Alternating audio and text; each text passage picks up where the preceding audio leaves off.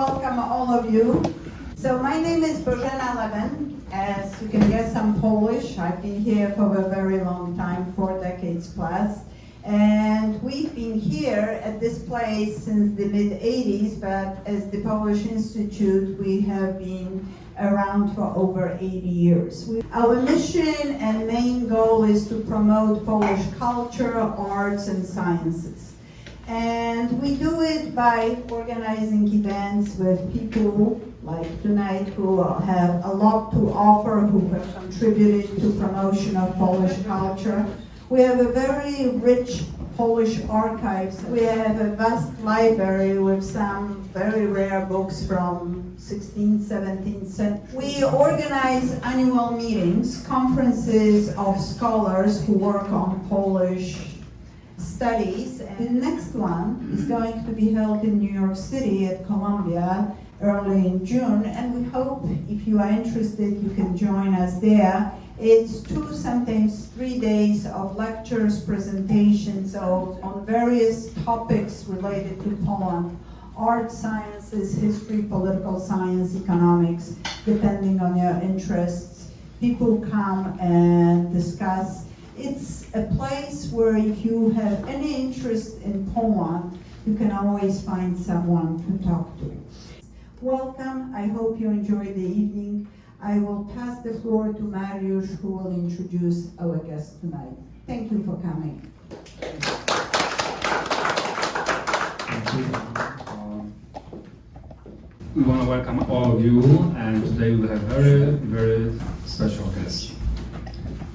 Over 20 feature films directed, over 80 projects produced, including the feature films, TV series, over 300 shorts written, directed, and produced, 5 theatrical plays wrote and produced, over 100 commercials, including Mercedes-Benz and various airlines, directed and produced.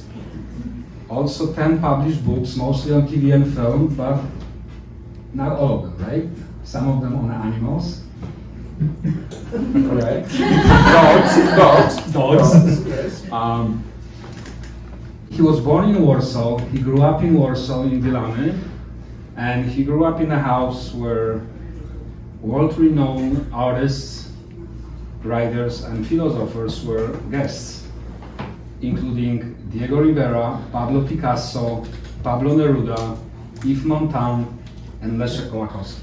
He graduated from National Academy of Film in Łódź, and from the beginning he was surrounded by the biggest Polish filmmakers: Andrzej, Munch, Skolimowski, Żuławski, Hoffman, Majewski, Haas, Morgenstern. In 1968, he came to the United States, again surrounded by the best filmmakers in the history of the film. Just to be correct, I came to Los Angeles on a scholarship. Right. It was a scholarship from the Ministry of Culture. I was supposed to be 6 months at the studio Paramount. I guess that the goal was for me to see how an American studio works from inside out, and then come back and share this knowledge with my contemporaries, my colleagues in Poland. But after 3 weeks, I was stripped of the citizenship, and that was it. You were forced actually to stay in the US. I got stuck. Yeah, I would like to find out that official that figured out that for a young filmmaker, for him special punishment would send him to Hollywood. The biggest names in the history of the movie, right? Miloš Forman, John Cassavetes, Alfred Hitchcock, David Lynch, Terrence Malick, Paul Schneider. Just talking about the names around you right now. Oh. Okay, you also got so many different awards from the different film festivals, but I want to mention just 2. Your film, California Rake, in 1970. It was in 76, actually. 76. Yes. Was Oscar nominated for the feature-long documentary. And in 2009, you got two Emmys awards for We Are New York, who was actually produced was by you, but was founded by the New York City, the Mayor Bloomberg. In 2022 and 2023, you received the awards for the Extraordinary Poll in the field of science and Extraordinary Poll living abroad by the Foundation of Poland Now. Please welcome Andrzej Krakowski.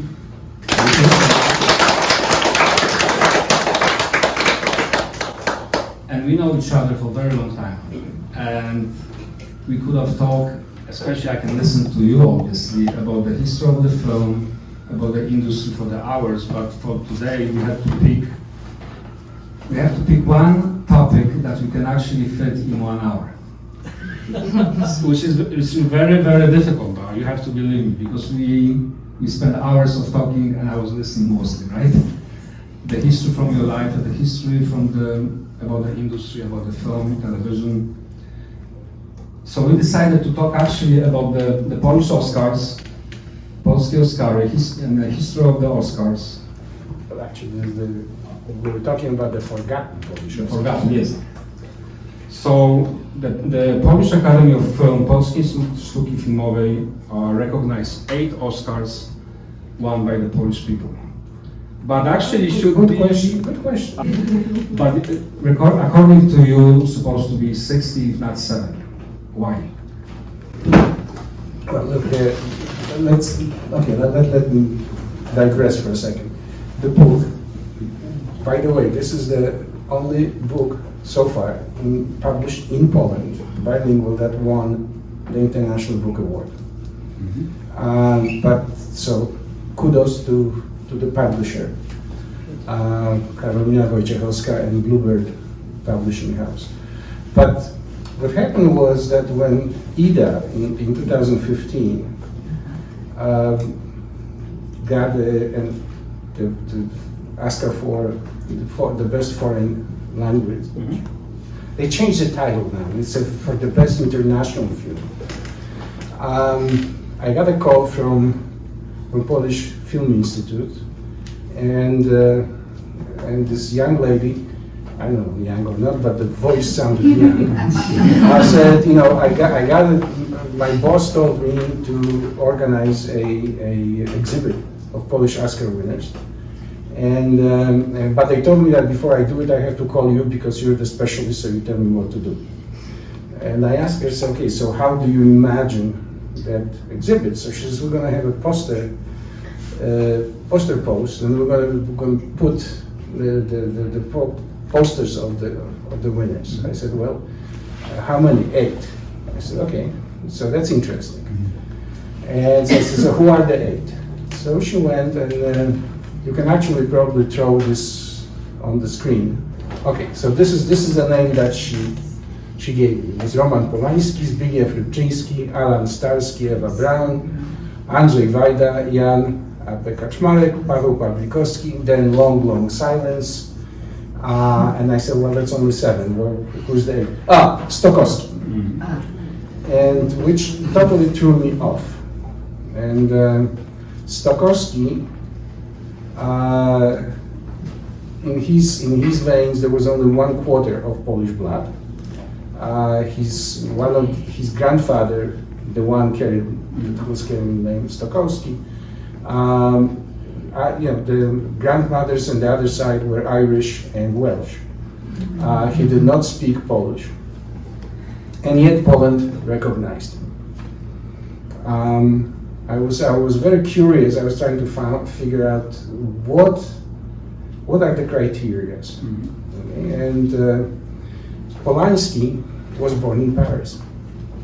I know, and nobody knows about that. No, most nobody Polish knows. people, they think that Yeah, actually that he was born in Poland. Yeah, well, but he was born in Paris, and yet he's considered a Polish film director. Why? Because he considers himself a Polish film director. Stokowski, nobody asked him. They just added him in 2015. So I couldn't figure it out. And so finally, I started to do my research and went to the archives of the Academy. And and went literally from every nomination, every winner. And the number, 60 plus or 70 is probably on the lower side, because some of the people never mentioned the place they were born in. So they could be more. But I did not understand, and I asked this lady, I said, okay, so if Polanski, who was not born in Poland, is a Polish director, then how come Billy Wilder, who was born in Sucha, near Krakow, is not? The answer was, I don't have time, I only have 3 weeks, talk to my boss. So that's how it started. So let's start actually from the beginning. Let's go to the genesis of the Oscars and Academy of the Motion Pictures. Okay, so let's go back to the map, okay, because I think that will give you an idea of. Okay, so the industry started when Poland didn't exist. We're talking about the end of 19th century, beginning of the 20th century. Poland is under is being partitioned, under partition. So what I did, I took under consideration Poland of pre-partition, Poland in 1918 to 1935, and since 1945. So arguably, you can always say, well, some of the people that we're talking about should be considered Ukrainian. Well, now, but when they were born, it was a different, Yes. So that's that's how this whole journey started. Okay, let's click on, and this is how important Oscars are. This is there was a closed on the following days: Christmas, Easter, the 4th of July, Halloween, and on the night of the Oscars gala. That's a notice on the door in a restaurant in Sosawito. So. Okay, so now the whole Oscar was you could also say that it was a Polish creation, because the man who created American Academy, AMPAS, Academy of Motion Picture Sciences, was Louis B. Mayer. Louis B. Mayer was born in Minsk Mazowiecki, not as the Wikipedia says, Minsk in Belarus. I couldn't figure out how they came up with this Minsk Belarus, but fortunately in the stenograms of Bronisław Kapel, he's specifically talking about his father-in-law arranging the exit papers for the mayor's family, so we know where it came from. Okay, so what was the problem in 1926? Unions. The Hollywood was being unionized, and the unions were an arm of mafia. And all the smallest independent producers, they had no choice. It was swim or sink, so they were unionized. And Louis B. Mayer decided that quickly unite the studios. So he came up with this idea of creating an Academy of Motion Picture Sciences. Okay, this is where the first official dinner took place in Hotel Ambassador in Los Angeles, January 11, 1927. This was the menu that he served. So jumbo squid Perigord, lobster Eugene, salad Los Angeles, terrapin steak, fruit salad. So listen, for that it was worth of joining. Okay, there were 36 guests, and most of them are on the picture here. Louis B. Mayer is the first one on the left. He was from Minsk. The second from the right is Nicholas Skank from Rybinsk. There's probably quite few people born on the historically Polish territories. So originally, the name was International Academy of Motion Pictures, Arts and Sciences.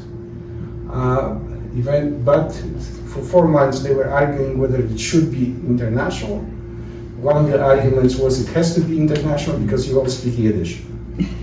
So at the end, just to keep everybody quiet, it was officially registered as Academy of Motion Pictures Arts and Sciences on May 4th, 1927. Then, what it was, in 1927 there were 231 members, and today, I checked it yesterday, this is from, is 10,500. Academy membership is limited to artists working in the production of theatrically released motion pictures. That's why television is Emmys, music is Grammys, this is strictly film. The Academy membership is by sponsorship, not application. Candidates must be sponsored by 2 Academy members from the branch to which the candidate seeks admission.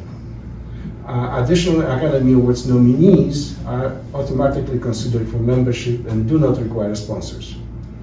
So we will talk about the branches in a moment. So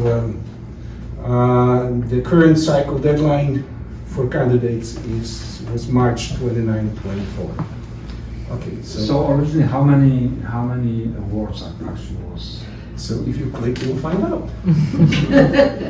Okay, so this is the award itself. Okay, it was designated by Cedric Gibbons.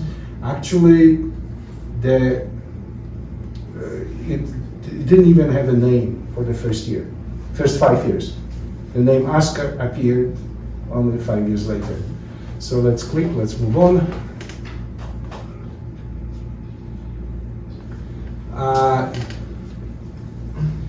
The sculpture shows it's a knight piercing a reel of film with a sword. The reels, 5 round opening represents 5 initial branches: producers, actors, writers, directors, and technical trades.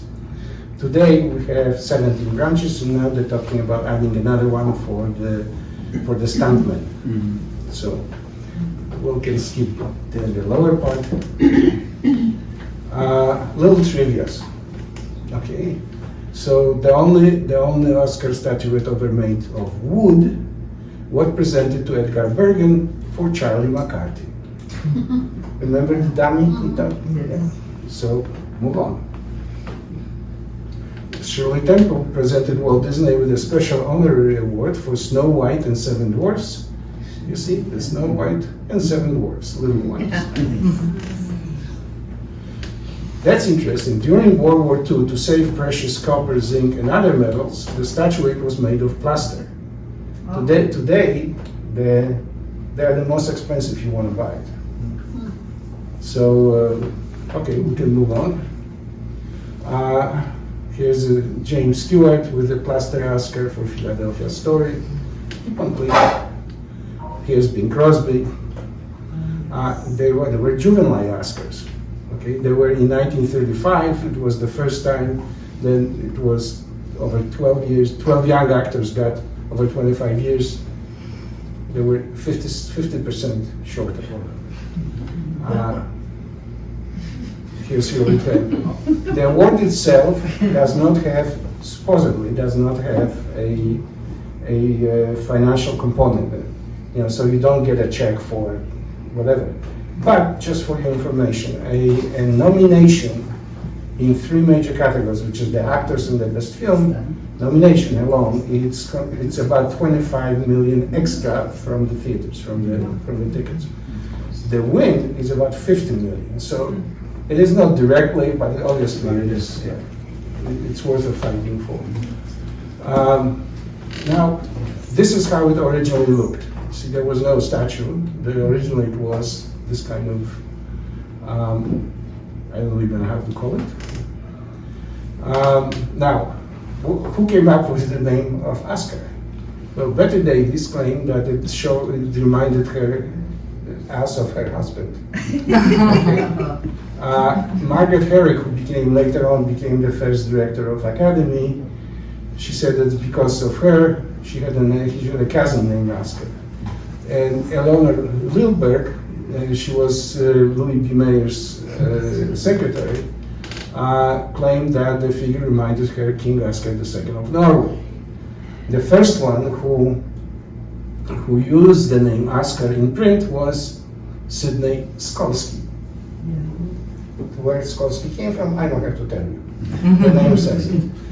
So, okay.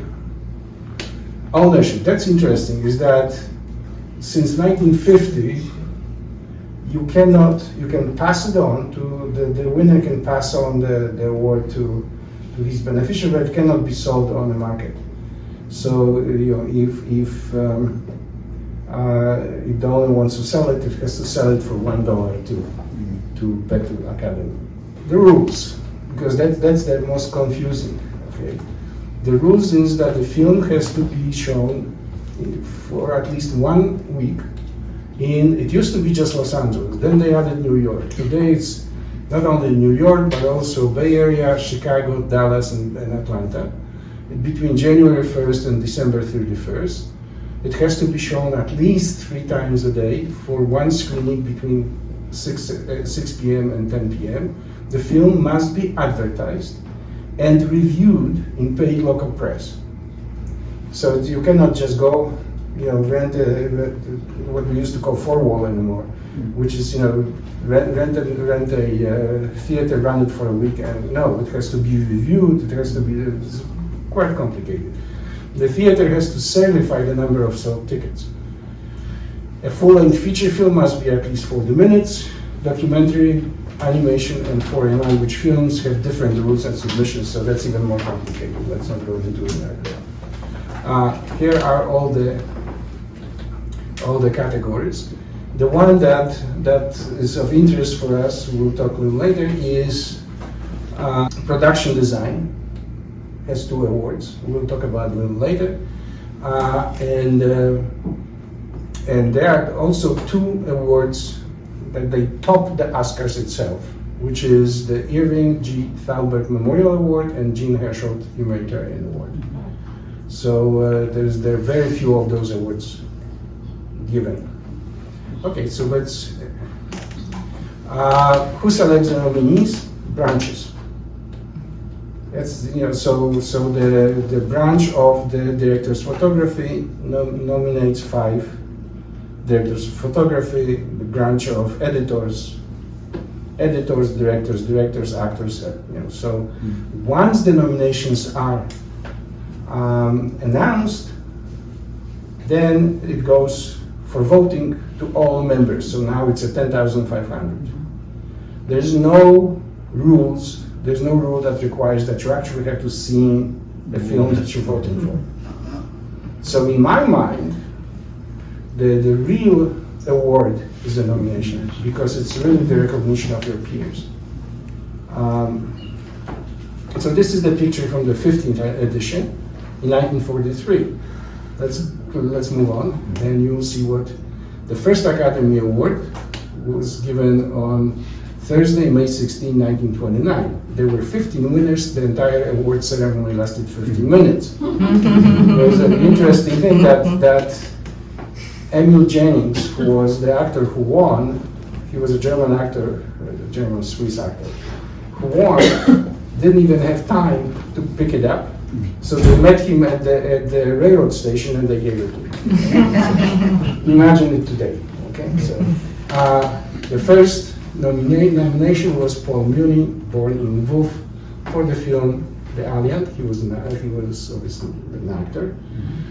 The first winner was Max Factor, who was born in Zduńska Woda. Okay, and he won in 29. So now we can pretty much just keep on clicking, and you will see the gallery of.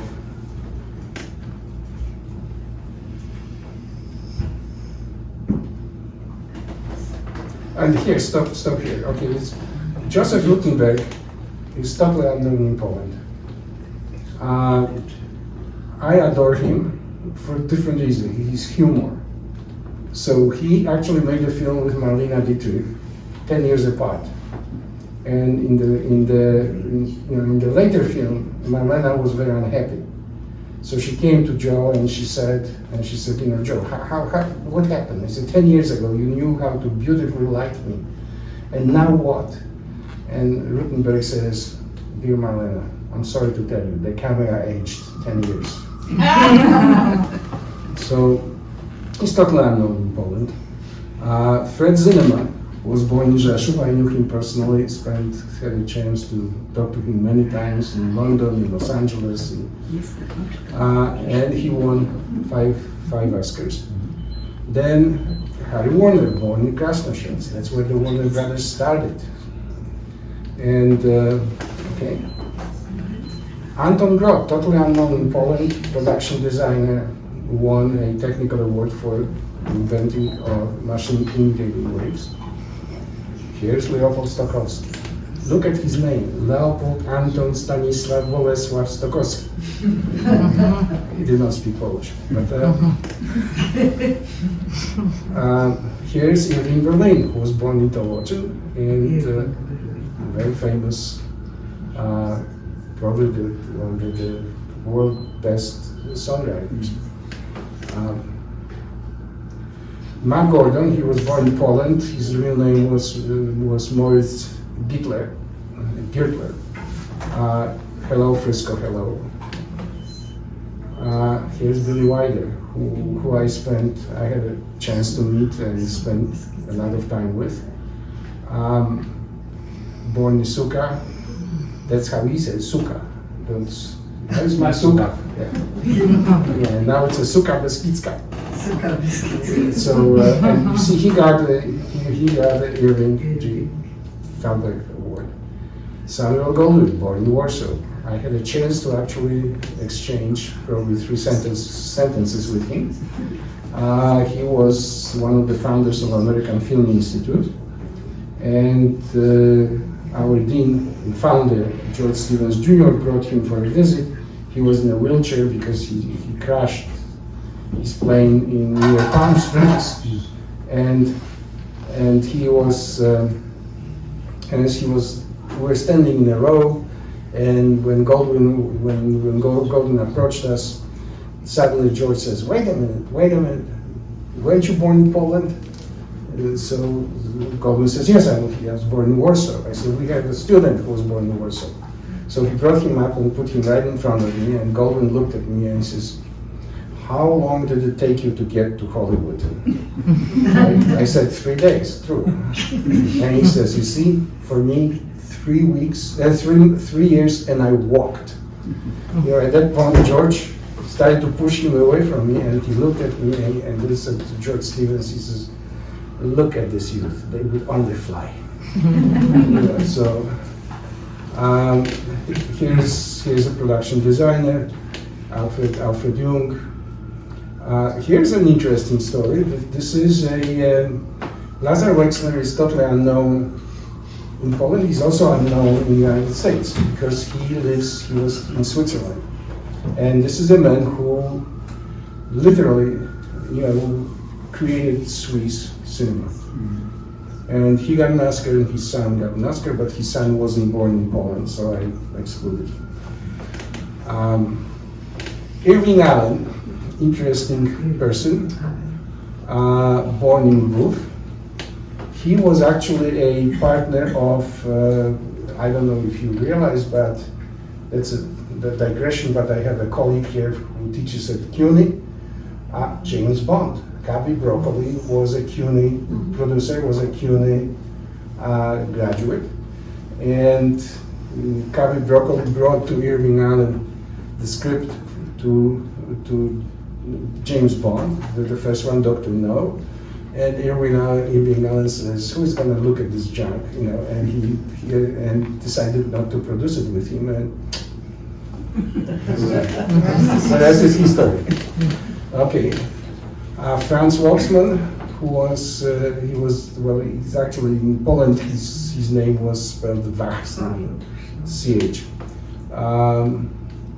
Okay, here's Louis D. Mayer. He got an honorary for his contribution, and interesting character. Here's Dmitry Tiomkin. I had the opportunity to meet him. Why did I put those born in Kremenchuk, Krzemieniec, or Krzemienica? is because he did not know in Yiddish all those three cities are pronounced the same way. And I was actually, we were at Bronisław Kapler's place when he came in and the conversation started. And I asked him, I said, so which one? So he said to me, the same one when Isaac Stern was born. Yes, so it was Chemieniec. Here's Bronisław Kapler, born in Warsaw. He actually saved my life in a sense, because we were heading for Sharon Tate and Wojtek Krakowski's that night, that Friday night, when Professor Wall says, why have we come there? They are so boring. We were there on Wednesday night, and in the last moment we switched and we went to Bronisław Kapler, and that night that happened. Boris Kaufman, born in Białystok, it's a very interesting family, because the Kaufman family had three sons, and all three became great filmmakers, except in 1918, when they had to make a decision whether to stay in Poland, go to Soviet Union at that time, or emigrate. Boris went to the States, and Michael and Denis is Dziga Wiertow. That's Denis Kaufman, and Mikhail is his brother, who was director of photography. So they actually became huge names, one in Hollywood and two of them in Russia. Yes. Sam Spiegel. Oh gosh, I spent a lot of time with him. He was until he got his first Oscar, he was the biggest crook that ever lived. He was, he in the 5 countries that he lived, he was arrested in every one of them, put into jail, and expelled. And he was so famous that in the last time that he was arrested, it was 1942 in the United States, and there was actually a meeting at the State Department what to do with him, and somebody came up with the idea to drop him off on a parachute to Poland. He came, I met him actually in I think it was 1966, if I remember correctly. He came to Poland and produced a film called The Knights of General. And we were, a lot of us worked on that film with him. And then we kind of reconnected once I left Poland. I'll go back for 1 second. There's only 2 producers in history, who received 3 Oscars for the best film and Thalberg Award. The other one is Saul Zenz, who produced Amadeus and other films. Saul Zenz, his real name was Zając. Okay, but he was already born in New Jersey. His parents were from Poland. So, okay. Sonia Levin was born in Krakowski, that's in Lithuania. Victor Young was actually born in Chicago, but at the age of 6 was sent to Poland, where he studied music, and he came to, he did not return until pretty much beginning of mid-30s. So here is Bernhard Zimmer, which is a very interesting character, because he was actually a biologist and promoter of Serengeti, but as a human being he was an interesting character, because his son was killed in a airplane crash. So he married his daughter-in-law, and you have to be a special person to do that. Yeah. Okay, Eugen Schuften. He was from Wrocław. He's kind of an unsung hero, because we use the lenses that we use that darken as in the sun, what called ND filters, neutral diffusion filters. That was created by Schuften. Stefan Kudelski. met him, liked him. He was born in Warsaw. He actually created a totally revolutionized the system of sound recording.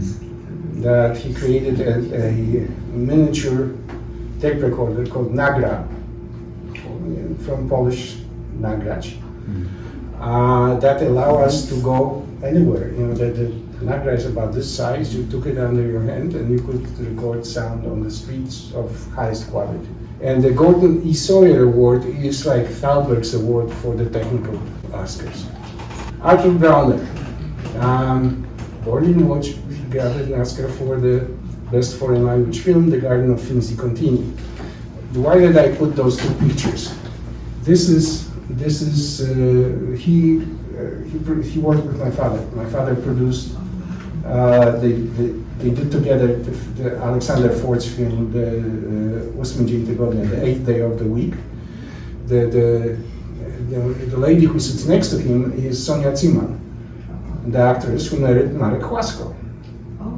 That's Marek Chłasko's wife. That's the reason why Marek left and was not allowed to come back to Poland. Here's a late. Arthur was a very hilarious person.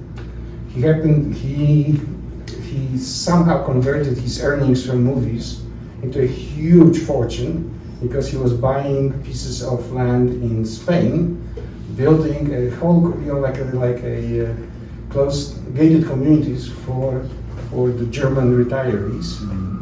And his famous thing was we were sitting together in Frankfurt one day, and he was patting his head. He said to my father, he said, Józef, there are two things that you never have enough: money and hair. I looked at Mariusz. Right. Okay, we're getting there. Serge Silberman, he was born in Łódź, survived Auschwitz, settled in Paris.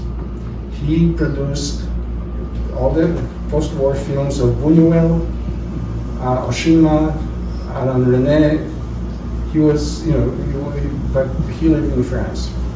So Anatole Dauman, also born in Poland, created Argos film, lived in France, was a good friend, and for the Tin Drum, he produced Volker Schlondorf's films, also Oshima, René, Truffaut,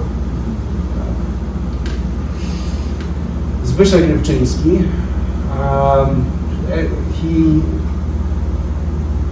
It's a very funny story what happened at night.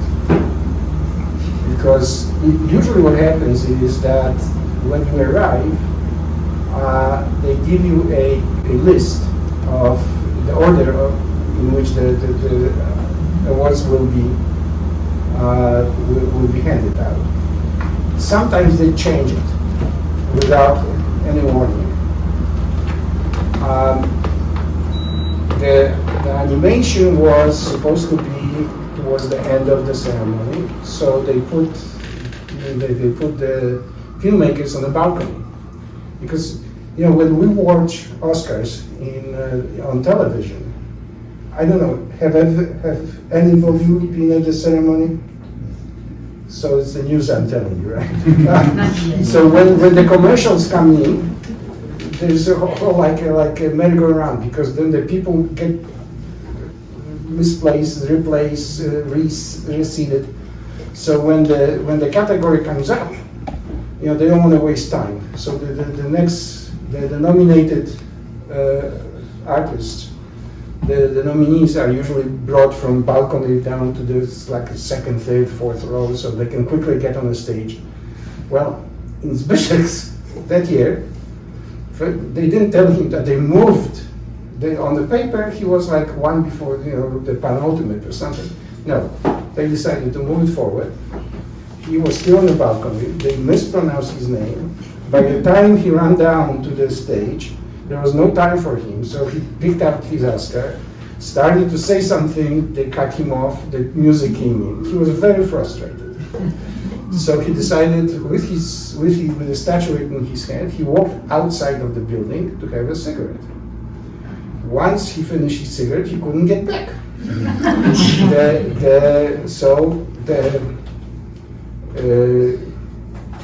The guards, the security, would not let him in. He said, "But I have an Oscar." He says, "But when you actually get an Oscar, there is no name on it. You have to go in the back and then get it. No, and that's where they actually nail it in. They have little plaques there. So he's standing with this Oscar with no name on it. He claimed that he just won an Oscar. The security says, yeah, bullshit. You know? So he starts fighting with them. They call police. He ends up in jail. So he spent the night when everybody was going from one ball to another. You know, he spent it in jail with his Oscar. No, and what the next day? They asked these guards, said, how come you didn't let him in? And he says, well, look at him. He says, he's the only one that was wearing tennis shoes to a tuxedo. That was the reason. That didn't fit. Okay, so he lives now in the United States. Now, John Gelgood. Why did I introduce him? Why did I include him? Because he wanted to. He always was. He was very emphatic in bringing up that he's from Polish Lithuania, that the castles that his family had there, and he was very proud. So if Polanski, being born in France, can be a Polish director, then definitely John Gelgood deserves one recognition as well. Tadeusz Chrzanowski, born in Krosno. He was in technical. I had a very hard time actually tracking him. I succeeded. He now lives in Los Angeles and he's a famous pigeon, raises pigeons, racing pigeons. And Jack Palance. Again, he was born in Pennsylvania. His mother was Polish, his father was Ukrainian. And this is a film, Portrait of a Hitman, that we did together. I produced that film with him, and how did I find out that he was Polish? It was crazy. We were shooting a scene in a space that was round, and the bed was round. And our editor was saying, I can't edit. I need something that orient ourselves so I can edit. And Jack got he was standing on a bed with his gun, with a prop gun, aimed towards Richard Roundtree, who just passed away a few months ago. And he was standing there, and finally, all of a sudden I hear, dziewczyno, coś mi zrobiła, chodziłaś po polu, nogi pomoczyła. And I said, where did that come from? This is my mother. So that's how his real name was Vladimir Palachniuk. So Jack Palance was everybody thought he was Italian, he was not. Okay, so Irving Serra, born in Łódź. This was, okay, in Poland, Alan Starsky, that's what I mentioned at the beginning. We'll talk now about the Production Design Awards. It is very tricky because, okay, and here's Eva Braun. In that category, the art director, who is really an interior designer, cannot get an award unless the production designer gets it. But production designer can get an award, and it doesn't oblige the jury to award it to the art director. Well, in that case, both of them got it. So there's a little point of contention there, because she got an Oscar because of Alan, and when we were at one point we were there when it was reminded to her, she got very upset about it, and I would too. Here's Janusz Kamiński, who in Poland is totally unknown. and he got 2 Oscars. He never mentioned those 8. Marceli Wine, he's actually Dr. Marceli Wine, he's a physicist, but Andrzej Wajda, that we know, it was honorary in 1999. Polanski got for 2002. Jan A.T. Kaczmarek, that just passed away a month ago, for music. Piotr Krakowski, who was born in London into a Polish family. He speaks Polish better than I do, and now live in Warsaw, by the way, so that's interesting. Paweł Pawlikowski. So Ida actually got the three people got Oscars, and, which is Piotr Dzięcioł, he was a producer of it, and one. And there's Ewa Puszczyńska, who got 2 Oscars, because last year she also got for The Zone of Interest. She was a producer of that. So that's only okay. Here are some people who have Polish names, and I cannot find where they were born. So that's why I put them on. But the question, that's why I think that there's probably more than 60 plus. Okay, this is a little drawing I did. That ever since he won an Oscar, he never parts with his sword. Okay, and these are the books that you can find. Most of the information. That Bollywood 3 is scheduled to come out end of the year, if I finish the last chapter in time. So that's it. So, what do you think? Why Poland still doesn't recognize? Well, look, if I knew, I would, I could buy a lot of them. I don't know. It doesn't make any sense. Because at the beginning I thought that it was a matter of, that it was anti-Semitic, but it's not, because Polanski's Jewish, Starsky's Jewish, is it a, I could not figure it out. I really don't. There's no simple explanation. It looks like out of sight, out of mind, this situation. The good example of it is that was about 2010 or so. There are also student Oscars. The same Academy Awards student Oscars, which is actually more competitive because there is no nomination. Every school can. 2 years ago, it was almost 1,700 films submitted.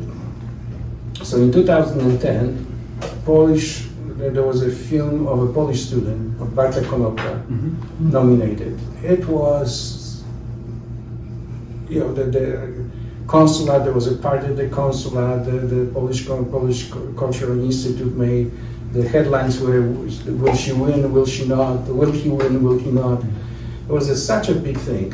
He did not. And that year, the Oscar went to my student, Piotrek Kajstura from Krakow. Not a single person. It was never mentioned in Poland. Yeah, because I forgot to tell you that Andrzej Krakowski is professor at CUNY University and is actually professor of film. And you've been a long time in CUNY already. A surprise, right?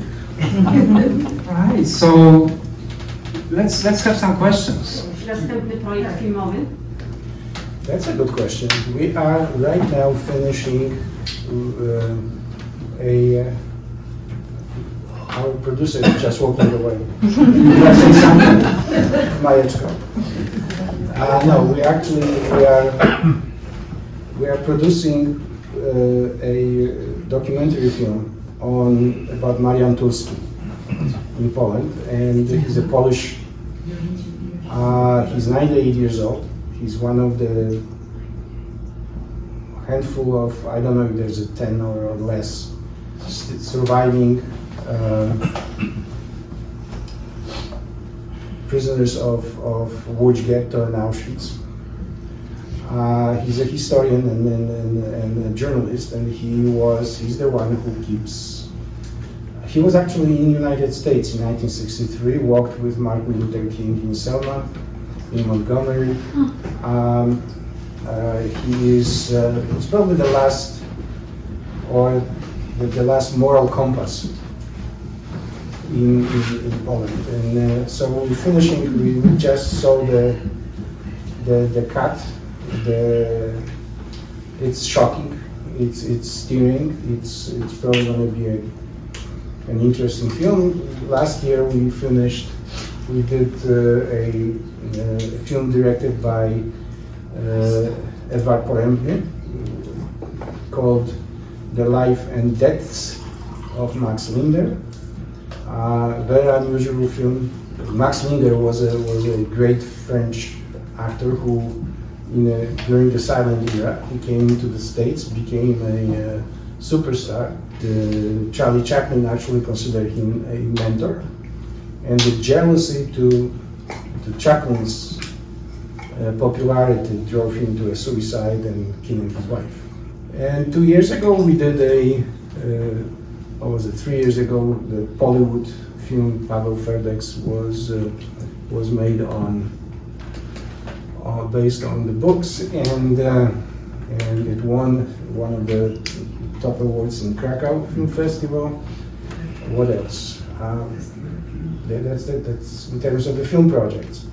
In terms of books, there will be a book coming out hopefully at the end of next month. If not, we were told by the publisher that there might be a 1 week slippage, and it's being called in Polish Sporadnika Peripatetyka. It is too bilingual, and so it's, I don't know how it's going to be, from the Peripathetics Handbook, I think that's what it's called. The reason I decided to do it, to create the books, I don't know if you're aware, but last year I was asked to give a commencement speech, School of the Warsaw University of Life Sciences, SGGW, and it created a lot of stir because the elections were coming, and I used the pulpit I was given to appeal to young generation to actually go and vote. The government, there were 7 members of the government that left in a half, but originally it was not supposed to, the subject was different. So when I was asked to give that lecture, I started to make notes of all the good advice that my parents, our friends, and strangers gave me when I left Warsaw for Łódź. And then I kind of built it up, and now it's about 200 of those good advices and observations, and it's going to be the same artist, Denis Wojda, who did the Polish Oscars, is doing the design, and so that's about it. Now you need to finish the third. Yeah, the third. I'm almost done. Another 5 years and all. Because truly, it's I've been writing it now for I think 5 years. Every time I touch it, like copper was supposed to be part in volume 3, but then I found out I couldn't find any documents, and there were some articles here and there. He was just totally forgotten. And then we found out that at my alma mater in Los Angeles, at the American Film Institute, in the archives, there is a 573 pages long stenogram of the recordings with him.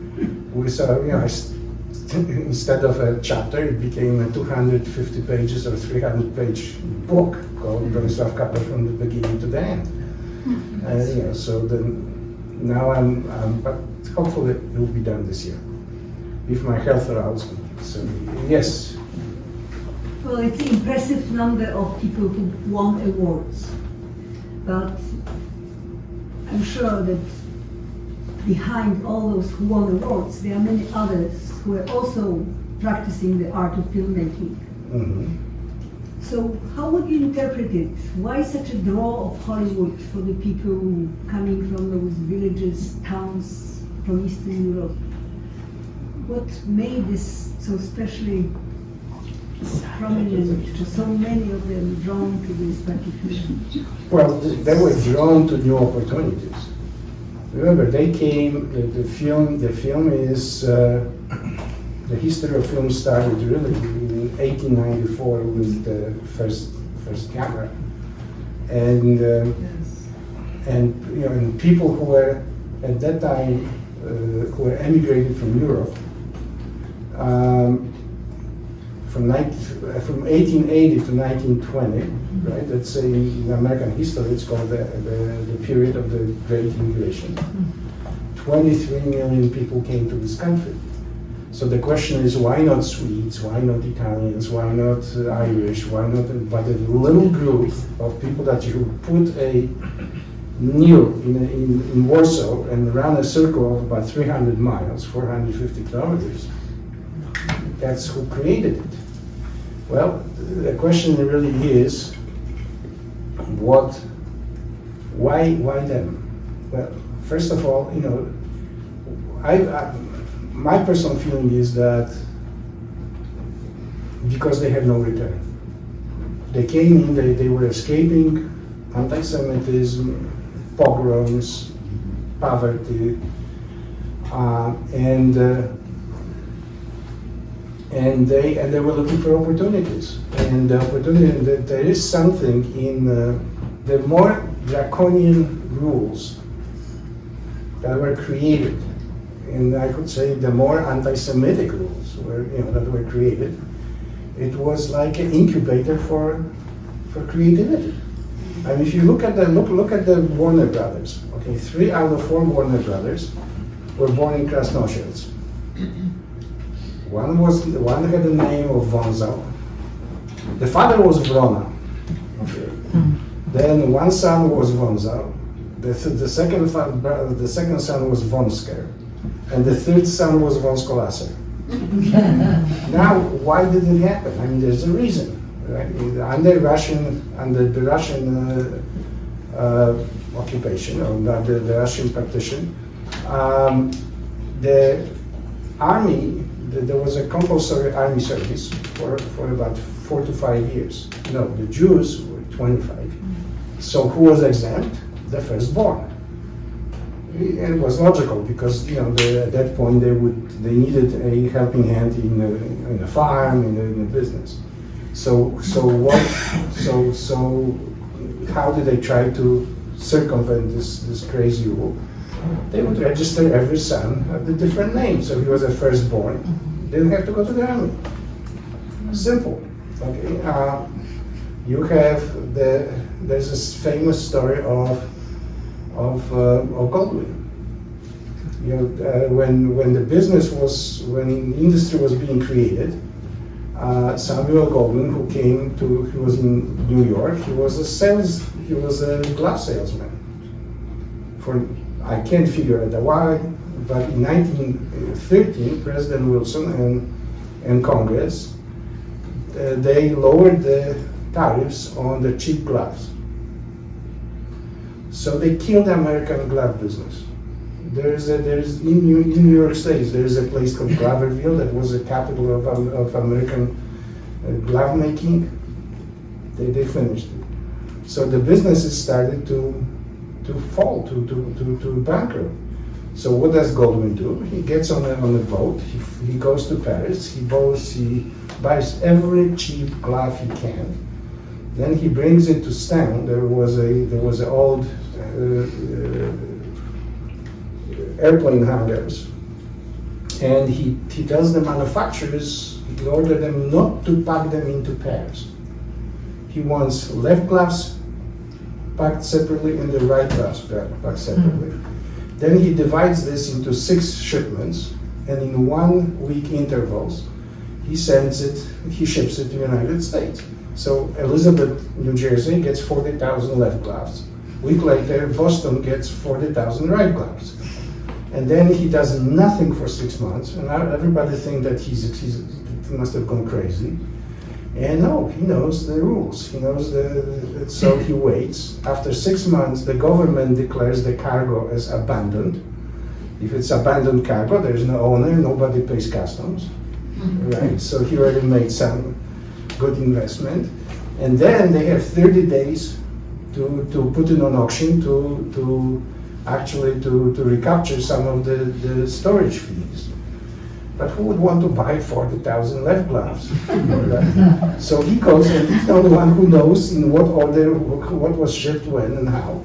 So he shows up on those auctions, you know, and on a cent on a dollar, he buys this, brings it to New York, repacks it, and when everybody is going belly up, he makes a fortune. This is the capital that he actually started with in film. Louis B. Mayer, for example, said that what brought him into film was the democracy. He said this is the first art that he could see that for the same 5 cents, whether you're a millionaire or a worker, you see the same thing. What could be more democratic? So so there are a lot of reasons. Well, also compared to other immigrants, Jews were not illiterate. I mean, every Jewish boy by the age of 13, when he goes to bar mitzvah, he has to know how to read and write. That it might not be a very useful knowledge, right? But it is. But it is a step up. So there are a lot of reasons. At the Western, definition of the Western. Oh yeah. I asked Fred Zinnemann one time, why did he did the high noon? He did the high noon, probably the most famous Western. I asked him, how did you, what made you, what possessed you? He said to me, Andrzej, we're in London. He says, Andrzej, what's a Western? It's a Jewish program brought to another hemisphere. So those roots, but those roots were very, very specific and very typical to that region. If you look at if you look at the Mexican cinema, Argentinian cinema, Spanish cinema, there were a lot of Jews in it, but they did not have this kind of the drive. I should say that the projects were regional, related to their life in their specific countries because they did not emigrate, and this group was looking for universal values. And if you think about it, I mean, today we're living in their dreams. So you came in 1968, and Motion Picture Academy was created in 1977. So you were more than half of the age of the Academy, of the industry of the Hollywood. So there's so many differences, obviously, right, between now and then. But if you have to go back and choose again, would you? No, I would become a medical doctor. No, it's in a sense, it's a silly question. It's a tricky question. It's not a silly question. Look, I was the reason I became a filmmaker. It was very, very simple. Okay, I had my surrogate father in Poland was Andrzej Munk. And the Munk family was when my parents didn't know what to do with me, they would drop me off at the Old Town Square, at the Old Town to Munk. And Munk actually had, his closest friend was Witold Lesiewicz. There were two directors. And what happened was that in my grammar school, the first 3 years, it was fine. There was no problem because there was no religion in school, in the curriculum. Mm-hmm. And then in 1956, there was the religion was introduced to the curriculum of the on a grammar school level. In my class, there were 2 of us who were exempt, and my colleague was not Jewish. His parents just didn't want him to go for the Jewish instruction. And Catholic instruction. I'm sorry, Catholic instruction, yes. So all of a sudden, we were no longer part of the group. Mm-hmm. And we started, we were called names, they would cut up our knapsacks, it was quite painful. And I asked my parents, are we Jewish? You know, and they said, you know, well, don't advertise it. It's not going to help. So then, you know, we were the Andrzej and Joanna, his wife, were at our house. When I came back, I was a Boy Scout. And they saw me in the uniform, so Andrzej says, "You're a Boy Scout, wonderful. Listen, I need you, you know, and you bring as many Boy Scouts as you can to Łazienki Park." And he was directing the Ze Zawarte Szczęście, Cross-Eyed Black. There's actually two of us here in this room that were directed by Andrzej Munk. I want you to know that. Here's Julia Przyboś, who was the lead in the Spacerek Staromiejski. The girl with the violin. So, anyway, so actually, you know, but what it gave me was I suddenly realized, you know, we were brought up in a post-Holocaust narrative, which was quite somber, quite, you know, dramatic, and all of a sudden I see Andrzej being, you know, with his sarcastic point of view, poking fun at it, and I realized, wow, this man is creating his own world. And so at that point I decided I want to be a filmmaker. I came home, and my father was a studio head, and I said that I'm going to apply to Łódź Film School, and my father had a fit, you know, and he got red on his face, and he says, "You want to be a what? You want to be a film director? It's not a profession, it's a mental aberration." He was right. He was right.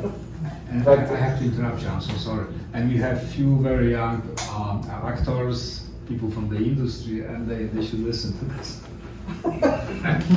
It's a mental aberration. Remember what the old Krakowski said. It's a mental aberration. So, and you know, so that's how it started. I started as a poet. And you are actually mentor for so many young people who decided to come to this industry. Would you have, I know it's tricky, would you have any advice for the young, especially young actors, how to even survive in this industry? You know, And you were working with the biggest names, obviously. No, yeah, I worked with the biggest names, but you know, there was this, who was the one who, I forgot who said it. It was one of the comedians. It's how to make a small fortune in Hollywood. Start with a big one. Yeah. And the truth is that it's a survival fight. You know, the problem I see with my students is that the reason that I did what I did and I accomplished what I accomplished was because I didn't have a choice.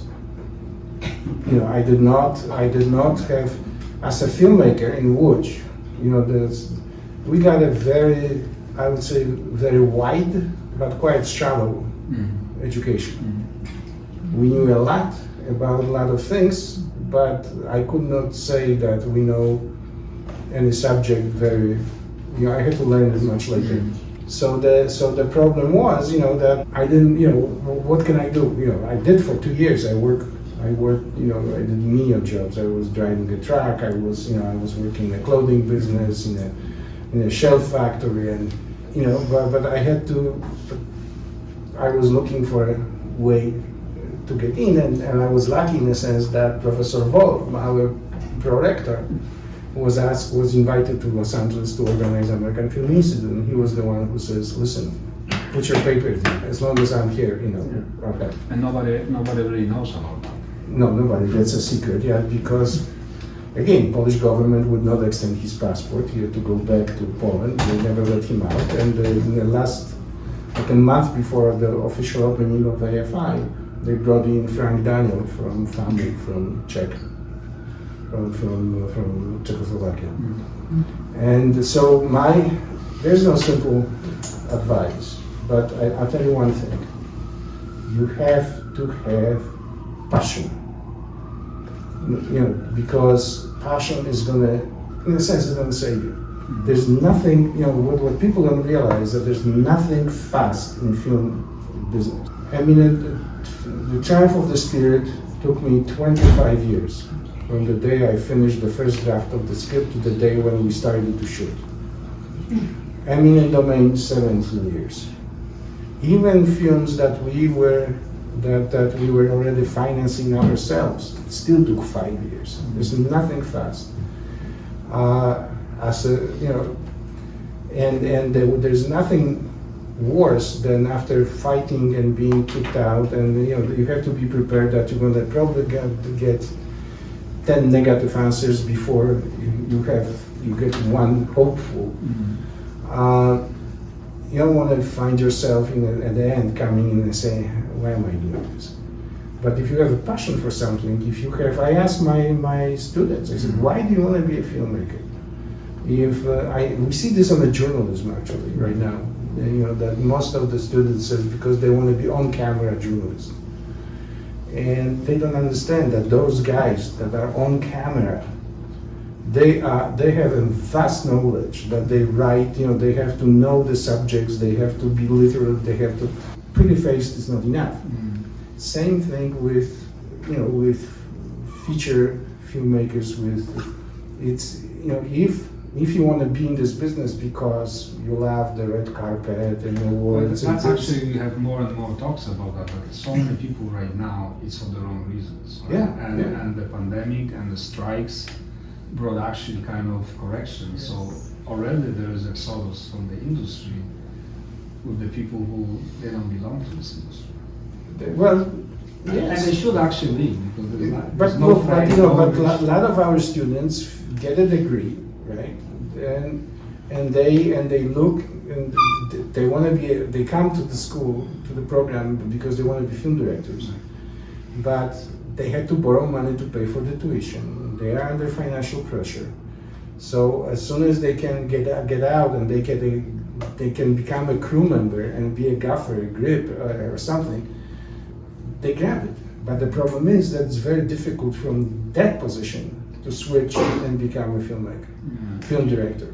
And we talk also more and more that though all of those art schools are so expensive, even though the people who run those schools know that maybe 2-3% of the people who graduate will get actually the job in the field, and we're not even talking about the paying the debts.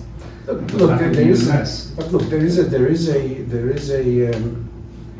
an actor who, as a person, I found him to be a little bit a pompous ass.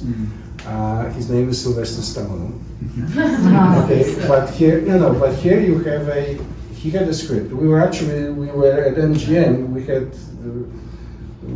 literally door to door, next door to each other, and he was looking to do Rocky, and he could have done Rocky 3 years earlier. But he made a point. He says, "No, I'm not gonna. I want to play the lead." He was an unknown actor, and nobody, unless I play the lead, I'm not going to sell the script. And finally he got what he wanted. The rest is history. So you have to. Professor Vol, he was our prorector. The very first day in Łódź, he put in front of us a piece of paper and said, write me what kind of movies you're going to make in 5 or 10 years. But make it short, don't write the entire script. And so we had to think like 5-10 years ahead. And that was the goal. That's what we wanted to. That's what we were starving for and inching towards. But it's a very, very tedious, painful process, and you have to be very, very, very hard-skinned.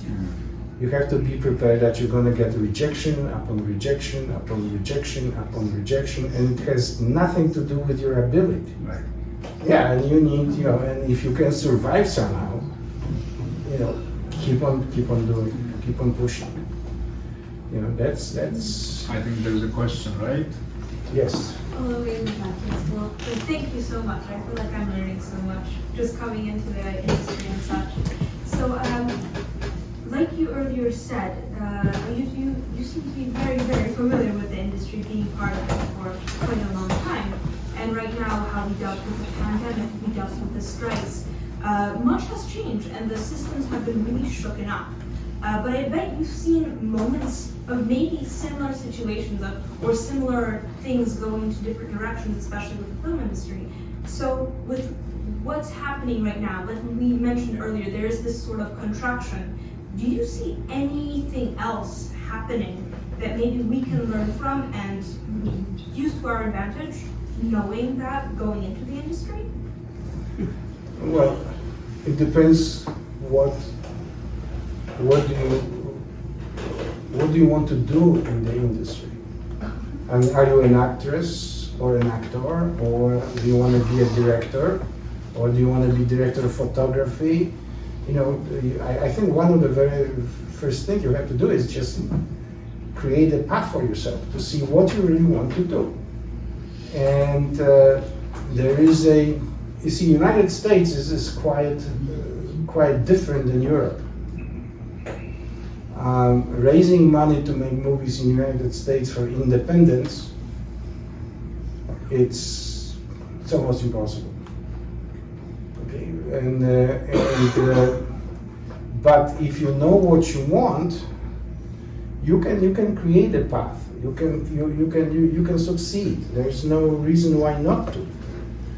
It's just, but you have to be like a you have to treat it like a war. What is your goal? Okay, where you are right now? Who are your friends? Who are your foes? And be relentless. You know, one of the things that I noticed is treat every meeting as it is the first and the last. And what surprises me, look, in 20 years that I've been on, 21 years that I've been at SUNY Purchase, I was a founder of the SUNY Purchase program, but at CUNY, I start every screenwriting class and every producing class, I ask with very simple questions. Have you Googled me? Never happened. So I said, you're not going to be a film producer. I'm teaching also at the Polish National Film School for the last 8 years. They don't do it either. Okay, and you know, and they're surprised. I said, well, look, there is a 350 film programs, film schools in the United States. There's about 10,000 graduates every year that theoretically, they have a degree, they theoretically should be able to make a movie. They want to get into the industry, but they don't know how this industry functions. They don't know how this industry is organized. They don't know, you know, where to go. If you're gonna meet with somebody, find out who that person is. You might find out that that person likes dachshunds. Okay, and so you know, then you have a meeting and you say, well, I found out about you that you like dachshunds. I like dachshunds too. As a matter of fact, I have a little dog, and it's like, guess what? You're no longer one of the 10,000. That person will remember it. I'll give you a crazy example. When we were doing the film I pointed out to you, the Portrait of a Hitman with Jack Palance, I wanted for the second lead, Rod Steiger. Rod Steiger's agent was an agent. His name was Marty Baum. I went to my partner and I said, Jim, you know, let's go. He says, I'm not going to walk into Marty Baum's office because he's going to eat me and spit it out. And I said, look, but we need the actor. He says, I'm not going. He was afraid. So what I did, I figured out, look, I have to create something that would be totally out of ordinary. So I walked to his office. I had a budget in one hand, but I had my pockets pulled out like this. And I said, look, this is the budget. This is how much money I have. Okay, and if you can find in the budget more money for your client, I'll be happy to shift it between the. Guess what? Not only did I get a Rothsteiger for half a price, he became my agent because he never seen something like this. You know, so try to figure out, you know, how to surprise whoever you're going to be talking to. And situations like that I had quite a few in my life.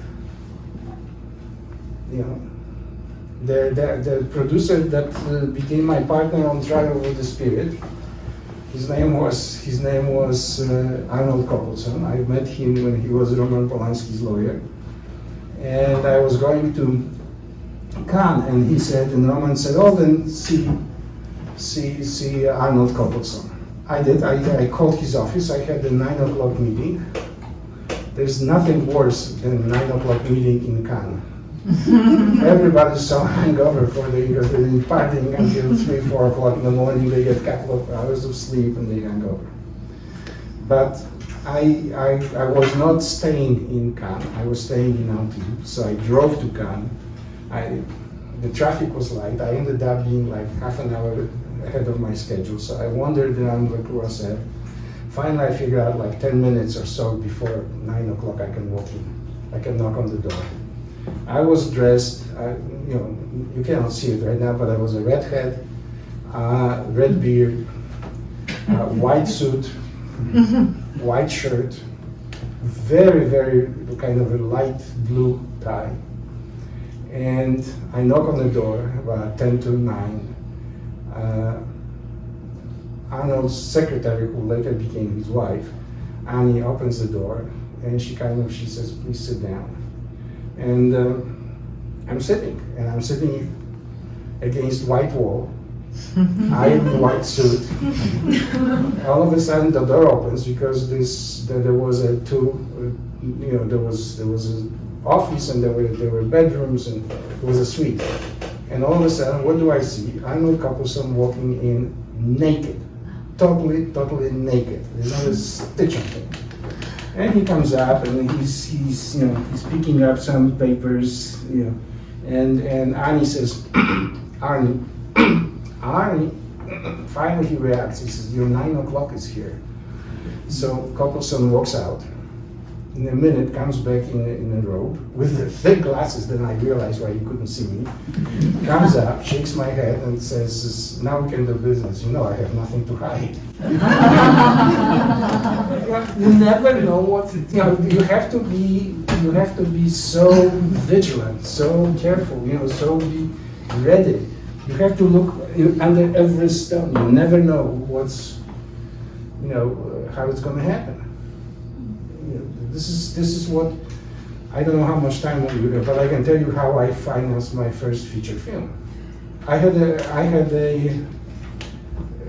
partner. It was 1976 actually, 77. He was at that point he was already my brother-in-law. I married his sister. His name is Jim Rokos, and he made one movie, short, won an Oscar. The film was called The Resurrection of Bronco Billy. So we created a company that I would be the producer, producing, he was the director, and we had a third partner who was supposed to be the financier. Anyway, the financier kind of didn't happen. But at UCLA, there was a course that was called V50. And the room was very bizarre because there was only one row of tables. After that row of tables, there was no tables, there were chairs. So whoever came first could actually sit at the table and spread the books and notes, and everybody else was writing on a knee. And since I lived pretty close to UCLA, I would come first, and I would reserve all the seats at the tables for my cronies. And one day, I came in and the room was full, and the only empty seat was next to me. And a very young, very attractive woman walked in, and there was no questioning where she's going to sit. There was the only chair, so she sits. And then she watches me making notes. And you know how every one of us probably make notes different way. You know, some of us draw, some of us, the whole point is to kind of trigger your memory. So she looks, and I was doodling, I was drawing, and she says, "Oh, you're an artist." Oh God, I hate that question. You know, no, I'm not. You know, so what are you? I'm a filmmaker. Oh, that's interesting. My boyfriend is a financial consultant to a young, very rich man. And I said, you know, so maybe we should meet. I gave her my number. Shortly, a couple days later, she calls me that her boyfriend would like to meet. And the boyfriend, I'm using the names, you can verify it, you know, so I'm not exaggerating, I'm giving you it blow by blow, exactly what happened. His name is John Jarvis. And John comes in, and he's dressed in shorts, in Hawaiian shirt, very kind of you know, flip-flops. He looks like he just walked off the beach because there's a sand still in his hair, you know. And I start talking to him, and my brother-in-law walks in, stands at the door, takes one look, makes a U-turn, walks out. Doesn't say hello, nothing. So John wanted to know what kind of a film I want to make, and blah, blah, blah, blah, blah. So I gave him the story. That's the film with Jack Palance. That's the film that's the Portrait of a Hitman, yeah. And so as soon as John says, "Look, let me talk to my client, I'll call you in a couple of days." I go, when he leaves, after he left, I go to my brother-in-law. I said, "Jim, you know, this was really not fair, not nice. You should have come in and said goodbye." He said, "Hello." They said, "You're crazy." He said, "What do you mean I'm crazy? He's not a financial consultant." I said, "How do you know? You never spoke to the man." He says, "No, look how he was dressed. Financial consultants don't dress like this." All right. Guess what? Following week, I got a call. And John said, "Listen, you know, my client, his name is, last name is Fields, I have his new moment, Ted Field. And he said, Ted Field wants to meet with you." Remember, this is 1977, 76, there is no internet, no computer, I have no access to check everything so quickly. So I said, "Okay, where should we meet? You have to come to Irvine." I go to my brother-in-law. I said, "Look, I have a meeting with Ted Field and John Jarvis. Are you coming with me?" "No, only he actually called me a Polak." He says, "You know, only stupid Polak like you could do it. You know, this is not how it's done in the United States." Okay, look, let's hear it. So I get in the car, I drive to Irvine. Irvine is being built at that time. There is no restaurant, no nothing. The campus is just being developed. But there's this beautiful, like a 5 or 6 story building, glass with a big sign, Chicago Sun. I walk in, the place is empty. I get, you know, the furniture is very expensive. The artwork is, you know, Roy Lichtenstein and it's just like, my eyes are just bulging, you know. And I walk in, and there's John Jarvis and Ted Field, and they look like twins. Both have beards, both have sand in their hair, short shorts, flip-flops, except Ted Field has a couple of fingers missing in his hand, and he's bandaging it. You know, he's very nervous, and he realizes that I'm watching what he's doing, and he says, you know, when I was driving my Formula One car, Formula One car, he says, I had an accident, the car flipped, I grabbed the safety bar and took off my fingers. I said, that's interesting. Okay, so I get that. So now Ted is asking exactly the same question that John asked me a week before. I drive back to Culver City to my office, And I go to my partner, to my brother-in-law. I said, listen, this is what. And he says, Andrzej, you're such an idiot. I said, when did they tell you to come? I said, at noon. It's all the script. He says, and nobody was in the office. Nobody was in the office. You see, that's what they do. Everybody goes out to lunch. They go to somebody else's offices. They pretend that they are somebody else, who they are. And it's such naive. Maybe in Europe, maybe in Poland they do it. Okay, heck with you. So a few days passes by, I get a call.